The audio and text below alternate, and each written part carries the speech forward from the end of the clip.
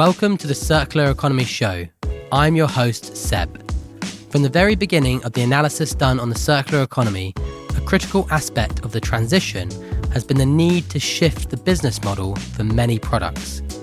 Specifically, the shift from selling a product outright, like a car, a washing machine, even our lighting, to selling the service of that product. Yet despite the data showing both the economic potential of this and the potential value to the end customer, it's hard to see evidence of major movements towards this shift in the economy today. So what's holding it back? And what can be done to push it forward? In this episode, I speak to Linder and Marta Bergfors from Stena Circular Consulting, co-authors of the report Product as a Service in the Circular Economy, the 9 critical challenges and how to fix them. I'll find out what they learned and how they're using their research findings to work with businesses on this journey. So Mats and Marta, thanks so much for being on the Circular Economy Show. Welcome to the podcast. And Mats, it's a bit of a reunion for us. You're a former MacArthur Foundation employer, former colleague of mine. What have you been doing since you left the foundation? It's great to be back, first of all. It feels like yesterday, as they say. What I've been doing since I left the foundation, I've been working on circular economy, of course. What else?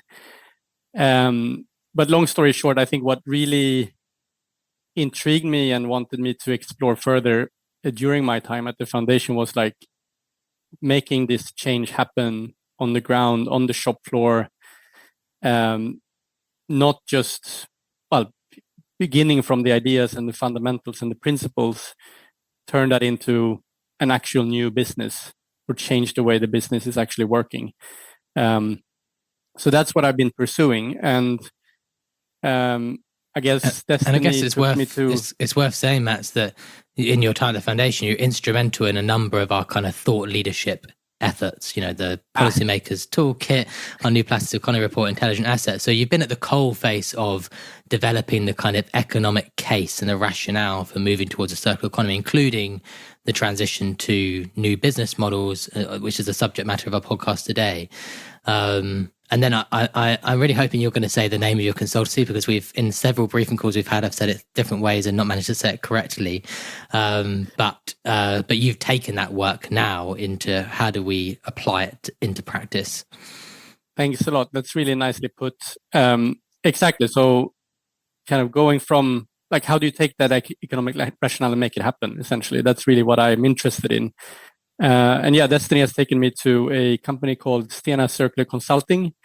That's part of a larger business group called Stena, which most people associate with boats, actually.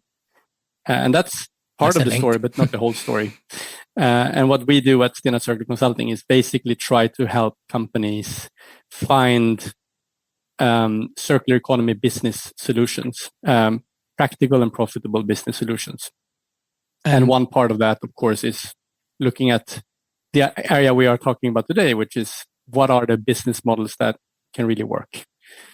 And I was going to say, like, you have consequently done some work and some research on the topic of product as a service business models. And Marta, that's also partly where you come into this story at Stena, as you were instrumental in developing that research.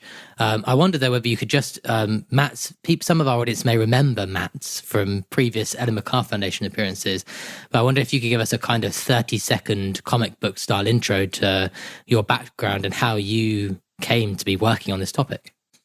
Yes, I have my background within environmental economics, and my professional path has walked through the R&D department at Stena Recycling Group. And then since 3 years back, I'm at the Stena Circular Consulting, working with how we can change design, but also mostly the business models for a more circular economy and make this transitioning happening. So it's been very exciting to be in this project, focusing on product as a service. Thanks, Marta. So I feel like I'm going to learn a lot over the course of our conversation. I'm excited to, come in here as a relative circular business model novice compared to each of you. But I guess like the kind of elephant in the room that we'll get to in this podcast is We've been talking about circular business models for quite some time. And the question is kind of like, what are the barriers and what action can we take and how do we scale them? But before we go there, Matt, so I wonder if we could start with a bit of a recap. Like, why, when we say product as a service business models, what are we actually talking about? And maybe the second question is, why are they important for a circular economy? Yeah, I'll begin by saying that I think product as a service as a concept was, for me, the nail in the coffin that got me really hooked on circular economy. Do you say the nail in the coffin? maybe the wrong word, but that's what did me in, let's say. That made me go there and never come back. So I read the first EMF report back in 2013, I guess. And this was the one thing that excited me the most, like turning something that we sell over the counter, transfer ownership to somebody who's not actually a very good steward of that product, where there's really a one-way street from that point on for that product to become waste, into a model where the product by design is made to be used by multiple stakeholders, sometimes several stakeholders at the same time, right? Is designed to be sturdy enough for that kind of use model, but also to be taken back, repaired, refurbished, parts replaced, etc. And where the revenue comes more from the utility of that product rather than just a unit price. That, for me, is really exciting. It is also, I guess, my best way of defining product as a service. I know that there's a lot of scholars out there that are more academically versed in the topic than we are, who would say, it's certain things are product as a service, certain things are not. It's more like leasing, it's something else. I think we, from our perspective, are not so interested in the drilling deeply into the definition. For us, the most important thing is that you move from a ownership-based business model to one where the control, more importantly than maybe the legal ownership of a product at any point in time, but the control is maintained or retained by the company or business that is selling it. And it's quite a fundamental transformation that we're talking about there with, the classic example in that first report, of course, was this notion of a washing machine. Most of us would buy a washing machine. Yeah. We own it. And then at the end of X amount of, 10, 15, 20 years, we've got to figure out what to do with that washing machine. And ultimately, we're buying another washing machine. And of course, the entire model of the economy, from how jobs are created, how economic growth is generated, is built on that model. And if you turn it around, it's, if you say, well, actually, that washing machine is, I never own that washing machine. I lease the use of it. And at the end of its life, it is going to be taken away by the actual owner of the product, the company. It's just a very different incentive model. It is, and it kind of becomes more and more interesting and revolutionizing even the more you start poking at it. Because in the washing machine example, you might say, what's the difference really? I buy this, I install it, I use it, or I need to pay some sort of monthly fee. Actually, I might be more attracted to paying upfront and not have to deal with costs later on. But then I'm also exposed to a lot of risk, coming home finding 3 feet of water in my laundry or in my cellar because something broke, or just having a nasty surprise when it breaks down and I need to pay another £1,000 for a new one. Right. These are things that also this business model can relieve for the user. But if we go back to sort of the circular economy benefits, the business model can really, truly change everything, I think, in terms of how much saving you can do on the resource side, how much more interesting things you can do with the product itself, its components, and its materials. Once you have that control, one of the big problems in terms of implementing circularity generally is lack of control and lack of traceability, and they go hand in hand, right? Product as a service addresses that very problem by kind of retaining control by design. And that's why it's also such a big cornerstone in making circular economy happen for so many different, I think, business areas and products. and bring you in a moment, Marta, but in some ways, like, just to put kind of provocatively or simply for a moment, Mats, I guess what you're saying is like that kind of dream of individual customer stewardship of all the individual products that go out in the marketplace. So every individual is somehow responsible for the stewardship of their washing machine in a circular economy. It just feels infeasible, and it's kind of like maybe the old promise of I don't really want to characterize it as sustainability because I don't think that's an oversimplification, but perhaps the old pre-circular economy narrative of how to deal with the challenges of linear economy. What the product or service solution is saying, well, that stewardship kind of needs to be, is not just stewardship, but a massive opportunity, the responsibility of the organizations that manufacture and understand the products. Yeah, it's true. And I mean, if you think about it, it's very unbusinesslike. In modern business, we obsess about, division of labor, making sure that the best possible actor is responsible for a specific part, a specific step in the value chain, a particular unit operation, because that is how you do it the most efficiently. But somehow those bets are off once you sell the product. And suddenly I, as a consumer, if you talk about the washing machine, I'm responsible for my washing machine. I'm totally incompetent in that area, right? I'm not the professional. Let's leave it to the professionals to deal with the stewardship. Speak for yourself on incompetence with dealing with washing machines. I am speaking for myself, but I have a hunch that there are many like me. But and Marta, so I've been very lucky to be engaged. I've worked at the Ellen MacArthur Foundation now for nearly 10 years, and I've seen a transformation happen in terms of the use of the terminology, in terms of the prevalence of the idea, in terms of its utilization in business strategy and policy documents. It's come from an idea that was pretty fringe and niche to something that is quite prevalent in many ways. But I'm disappointed to say that I'm still owning my washing machine, and there doesn't feel like there's, the kind of elephant in the room, as I said earlier on, is that articulation. It's not that Mats and I have just concocted this on the podcast now. Like, the articulation of that opportunity and that benefit and its importance to the circular economy has been around for a long time. But products or service models are still facing barriers. And that's where Stena Circular Consulting have come in a bit, because you have recently published, I'm not sure how recently actually, but in the last few years, published an analysis of this. I wonder if you could say a bit about just what led you to do that work and the kind of headlines of what that work suggested, produced, found.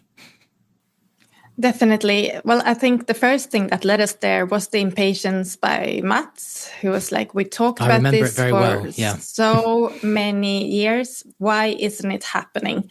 So we started off with this project, and the focus was to find, why isn't it happening?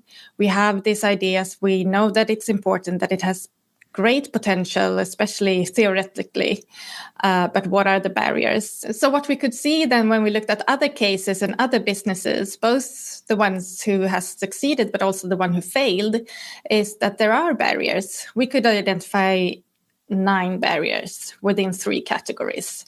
And if we stick to the categories, like the first category is about customer acceptance. It's about getting your business client or your customer to want to have this product on a subscription or pay-per-use instead of owning it. And the fact is that we all kind of like ownership. We're used to it. It's very safe. We know what we got. Also, we tend to not really think about the cost we have, that we need to store it or things like that. And when we looked at the examples of businesses offering products as a service, we realized that it's quite difficult to create an attractive offering. Also, we found quite a few unattractive offerings that we all realized that we would never sign up to. And I think one of the things is this stewardship that you talked about, because I think within stewardship, it's this added value that you need to add to the product as a service to make it attractive. You need to give something else beyond the product. If I just get the product, or not really even getting it, it's more like an installment payment. And then instead of getting the product, I have to return it. in many cases in the original box that we found in several cases, then it's just a hassle. You don't get any benefits. You want to have someone that is an expert, that curates you as a customer. You can have an upgradability. You have someone that says, now it's time for maintenance, and maybe coming up and out to you. So you need to add this added value to really create an attractive offering for the customers to make them sign up and like this. And what you're saying there, Marta, in that first category is that it can look like a very attractive proposition from a circular economy or product as a service perspective. This is a great thing to offer as a product as a service. Doesn't necessarily mean that when it comes to actually utilizing that product as a customer, it is better. Even if there are some, like there might be a benefits category that says that over 20 years you save X amount of money on your washing machine. It doesn't actually mean that your experience is better in terms of the things you genuinely value about having a washing machine or access to a washing machine. Yeah, definitely. And you have to make that offering attractive. And you have to listen to the customers. What are their pains that you can actually take away from them to make them want to continue to have their subscription, to sign up and also continue to pay per usage or have a subscription. So you need to work more with the customers to move around this. The other category is more connected to the operational and the capability costs that you can have as a provider. Because instead of selling a product and once you sold it, you just sell the next one, right? If you have someone paying for every subscription and paying for every time you use it, you will need to curate that customer. You will need to have a service team that really helps you out, that makes you keep your customers. So it's really important to work with your own capabilities instead of having a perfect sales team for selling products. You might need a perfect service team that curates the customers. You might need other capabilities for like maintaining and having some kind of remanufacturing capacity instead of having only a production capacity.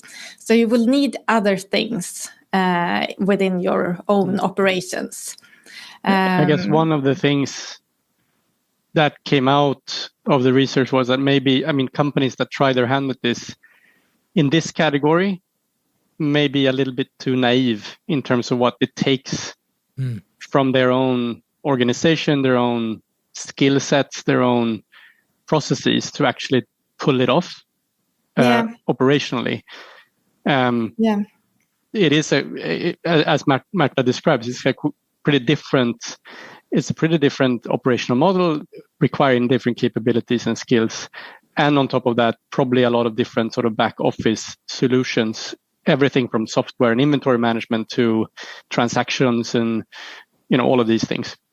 The logistic cost is often underestimated when you start the cost of recovering back things or taking the more like to and from exchange that invariably happens in that model. Yes, because especially for shared products, you only get paid when they are used, right? That's when you create value. So you get your payments when they are used, and the customer will experience value when they use it. We could see this for clothing, for example, with clothings and clothes that as you only earn money or create value when they are used, you need to minimize the time in storage, but also in logistic flows. So when they are in transport or in storage, they will not generate value. And for clothing, where you might need many different sizes, maybe different styles, it's difficult to keep a high enough rate in use. And the logistical challenge we found several examples where it was underestimated or they didn't pay enough attention to this challenge of having customers both picking up and also like sending back the clothes, and this was a quite large barrier for them. So we've had customer and we've had operational, and the third category. Yes, the third category is the financial category. It's super interesting actually, because it differs a bit between smaller or larger businesses. But one thing with this business model is that you have, as Matt said, the provider keeps the ownership of the products. This means that they stay on the balance sheet. So you get an asset heaviness, which is not like an ordinary product sales model. On top of that, you will have your revenue coming in over time. So you will have the revenue coming in like recurring. This makes you have two challenges at once. So you have this problem of being a bit asset heavy, and at the same time, you will not get the amounts of revenues that follow the standards, which in turn will give you very bad KPIs for the financial institutions that you might go to and ask for loans. And when we looked at this, there are quite few strategies you can use, but it's a real barrier. And we found this company that were using bikes. They had bikes as a service, and the barrier of having those bikes on the balance sheet stopped them from expanding, from scaling, because all their capital were like locked in the bikes. So this was a real challenge for them. And they actually ended up with using a like sales and leaseback model to be able to free capital. But then it has its both pros and cons with doing that. They could expand, but still, of course, they're not owning it anymore. So there's something about like, how do we make these products better products? Like acknowledging that the innovation challenge is not just about making them products or service or making them circular, but it is also about how do they offer the customer something that's fundamentally better.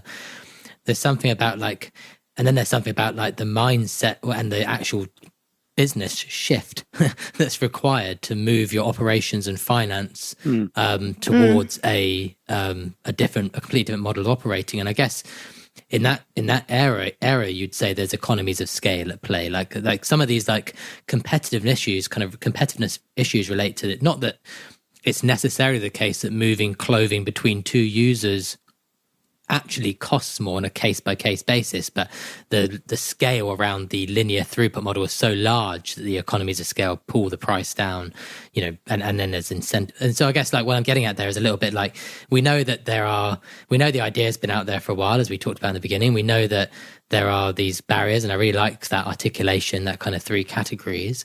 And we know there's a number of solutions needed, a number of action areas, and some of those are response to economies of scale around policies and incentives and financial structures. But I know that what you did off the back of that research, because, Matt, you led at the front, and Marta, you said that Matt's kind of, I don't know how you described it again, like impatience, I think you said. How do we translate into action? Because even though there are certain things that only policy can do, or only legislative frameworks and financial mechanisms can do, there are also things that businesses can do, large businesses and innovators. And I know that you took the research you did, and you originally had some recommendations, and you've kind of expanded upon those to say, actually, there is an opportunity for businesses to already step into this space and have success if they're up for the innovation challenge. Yeah, I think we felt that if we would have only given the kind of recommendations to policymakers, to the financial institutions, etc., we would basically repeat exactly the same recommendations as all reports on circular economy have given for the last 10 years, and we would not have added much new to the table. These are still solid recommendations, right? But they're not new, as anyone who's followed this for a while would know. So we wanted to, I guess, just kind of recognize the fact that no, it's not a level playing field for product as a service because of how, and everything from raw materials to policy to consumer behavior works, right? These are real facts that we will not change overnight. How do we work with them? What can businesses actually do still, even if they may not face the tailwind that we all foresaw in the golden age of 2012, 2014, whatever. So that's what we focused on. And what did you, and I know you've got this kind of like almost sequential process that you kind of created. Like maybe you could walk us through that, just at, I guess, Marta, in terms of like, what can businesses already do, or what should they do? Yes, definitely. So the first thing was that we said, okay, so this is what you should do, but we also wanted to provide like, how do you do it? So you really get into action. So actually the first step is all about that, like finding your perfect case. So in your business, maybe you have several products or you have one product. Then the first tool is about analyzing that product. What advantages do we have? And what are our challenges? And if you have several products, you can choose the one where you think you have the best chance. So like start with find your PaaS advantage is what we call it. And it's about choosing the product and choosing the customer. This may come as a surprise or not, but like the craft and art of developing a really like a viable product as a service offering, we believe is, well, it's basically the same craft and art as any business proposition. You need to be really sharp in developing a viable business case. You need to be prepared to do the work, be very serious about the details. And I think that's also what like these tools that we developed are about. It's not like you do them in an afternoon and then you're done. You probably need to spend quite a lot of time researching, answering the various questions, and then testing, failing, iterating, just like in any kind of business development process. What we hope we do, and Marta will take you through the other steps as well, right, is to make that journey a little bit more guided, a little less confusing, and make sure you don't sort of drop the ball because you miss something that is kind of a particular thing you need to pay attention to with product as a service. And I might be making this up. This might be a case of Sebopedia going on here, but I feel like I read somewhere that, you know, for every business that succeeds, there's 10 that fail. And there's something about like, that's going to be as true, maybe even a higher rate for something that's disruptive to the market. I guess in some ways, the challenge is how do we get more volume of people trying to make product as a service businesses work?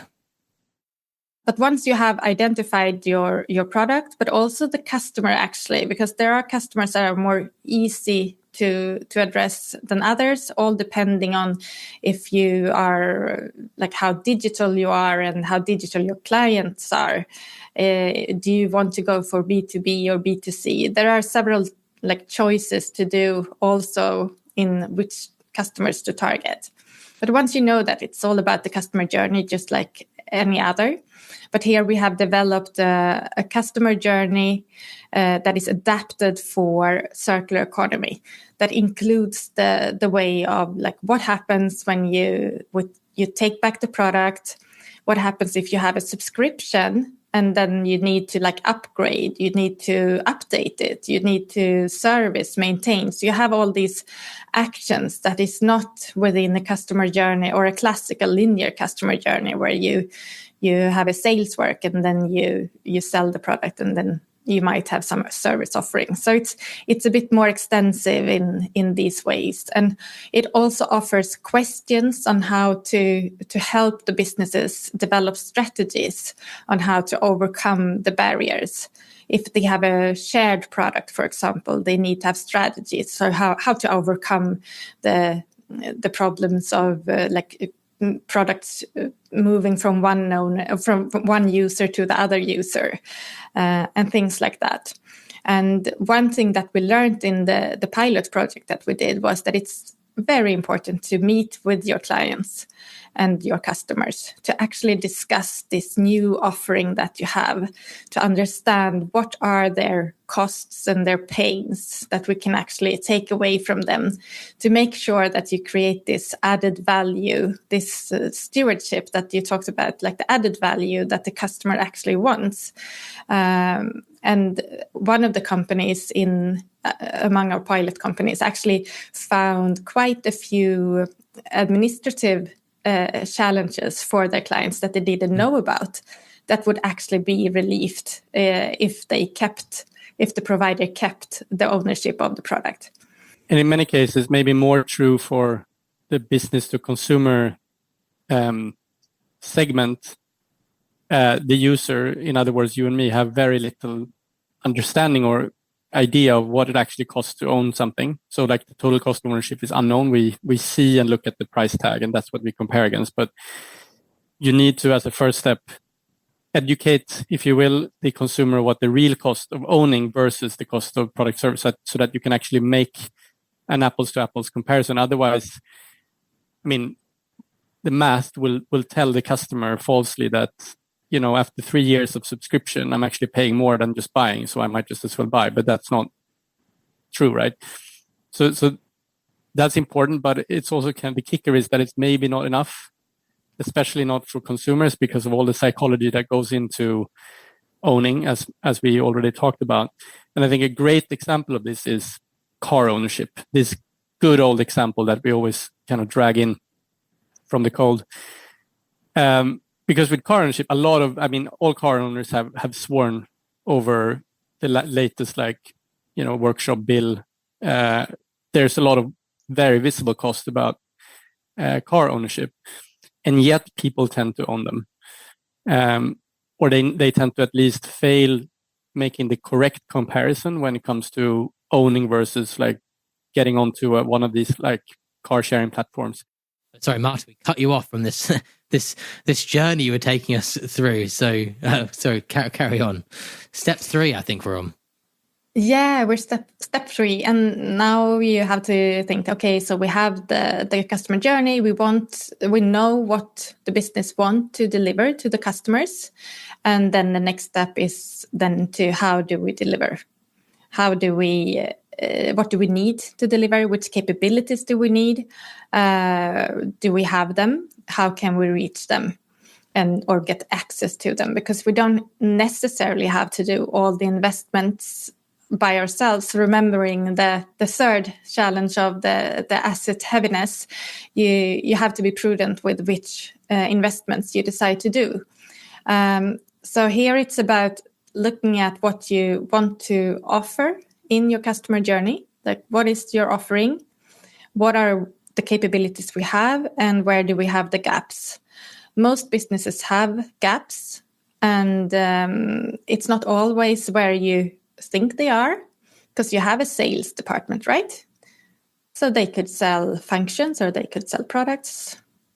Actually, it's not really like that. So the sales department is an important part of the product that you need to really be prudent about, because selling a product and a function is different. Also, the incentives are often motivating the salesman. And if you're not changing their bonuses, you will not make them sell functions, right? Because the revenue coming in over time, if you land a subscription or pay-per-use, then someone else will get that bonus later on, or how does it work? So you have to really look at your internal organization and make sure that it fits also for the product as a service selling. So you're mapping your competitive advantage, you're mapping your customer journey, you're looking at your capabilities and needs. And then what's the final piece of the puzzle? The final piece of the puzzle is 2 very nice Excel sheets where you can work with your... Yes, you can work with your business case and your total cost of ownership.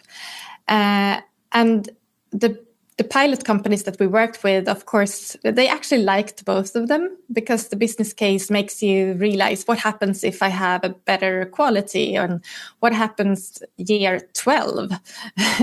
How does it, how is my revenue affected if I have a longer, like improved quality, or if I have a better service or something like that. But also for the total cost of ownership is basically a way to estimate your customers' total cost of ownership for the current solution. And that will give you a hint on which price level you could expect for the subscription. Like, what are they paying today, both in cash and in time? And so what is our actual competition about? And that is something that you also can bring to your customers and ask, we think that you have these costs. Is that correct? Is it something that we missed, or is it something that's correct, that we need to add? And starting from there, you will know, like, where is your range for your product as a service. The way in which we engage with our products, or the products that we're able to engage with, and how we engage them has been constantly changing throughout our history. In fact, it would be weird if it stayed the same. It'd be much stranger if it stayed the same than if it changed. And I guess that's the encouragement. Of course, like, innovation is often not controlled, and there's some specific timelines and challenges that the circular economy is trying to provide an answer for, that is making us want to steer that innovation towards positive outcomes for the economy, environment, and society in a way that maybe other innovations haven't been, or haven't been deliberately manufactured towards, shall we say. But thank you so much both for joining us on the Circular Economy Show. It's been great to have you on the podcast, and hopefully we'll speak to you again soon. Thank you for listening to this episode of the Circular Economy Show. The research project referred to was co-funded by the European Regional Development Fund and was co-authored with CradleNet, a business network for circular economy. The link to the report will be in our show notes, so please do check it out. And remember to like and review our podcast wherever you're listening to us. We'll speak to you next time.